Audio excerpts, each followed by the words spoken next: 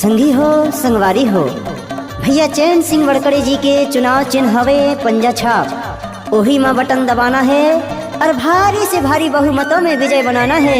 काबर की संगवारी हो, अब की बार मिटा दो उन हस्तियों को जो जीतने के बाद देखते नहीं है हमारे जैसे गरीब के बस्तियों को, गरीब के बस्तियों को। पंजा छाप जिंदाबाद जिंदाबाद जिंदाबाद। डीजे संतोष कुमार मरावी।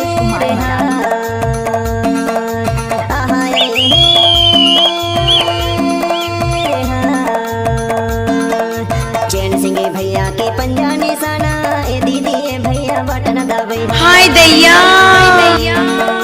चैन सिंह भैया के पंजा निशाना, ए दीदी ए भैया बटन दबाई। I like you।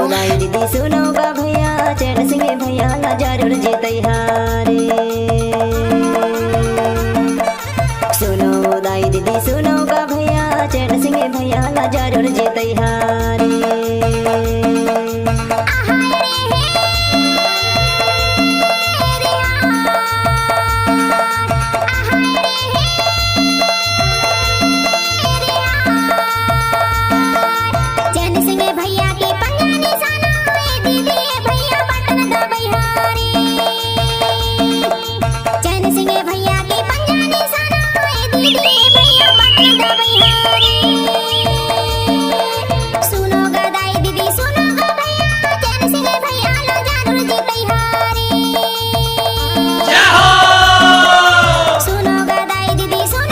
अरे हटा, चल अपना बजा।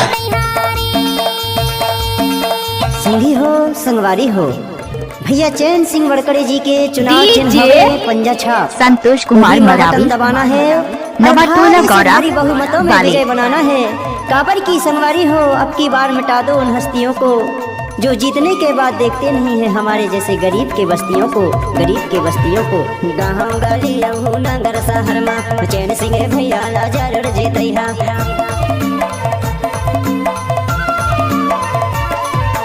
गाँव गली नगर शहर में चैन सिंह भैया ला जरूर जीतई हा। जिताए दई हा चैन सिंह भैया के पंजा निशाना, ए दीदी ए भैया बटन दबाई हारे। चैन सिंह भैया के पंजा निशाना, ए दीदी ए भैया बटन दबाई हारे। सुनो दाई दीदी सुनो बा भैया, चैन सिंह भैया ला जरूर जीतई हारे। निवास विधानसभा क्षेत्र क्रमांक 106 से कर्मठ मिलनसार शिक्षित लोकप्रिय प्रत्याशी भैया चैन सिंह वड़कड़े जी के चुनाव चिन्ह पंजा पंजा पंजा पंजा छाप पर बटन दबाकर भारी से भारी बहुमतों में विजय बनाएं।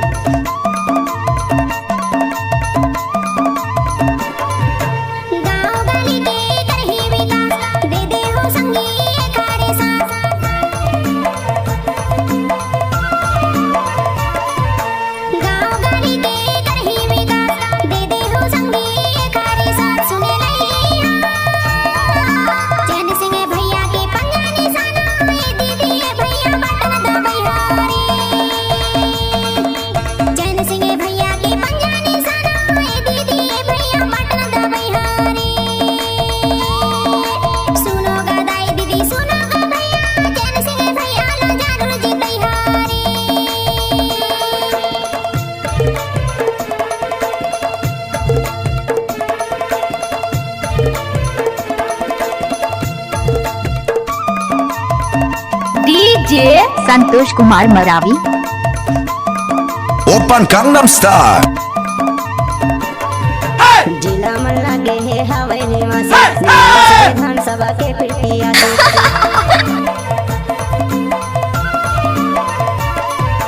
जिला मन लगे है हवे निवासी, निवास विधानसभा के प्रत्याशी। 106 खड़े हैं चैन सिंह भैया के पंजा निशाना, ए दीदी ए भैया बटन दबाई हारे। चैन सिंह भैया के पंजा निशाना, ए दीदी ए भैया बटन दबाई हारे। सुनो दाई दीदी सुनो बा भैया, चैन सिंह भैया ला जरूर जीतई हारे।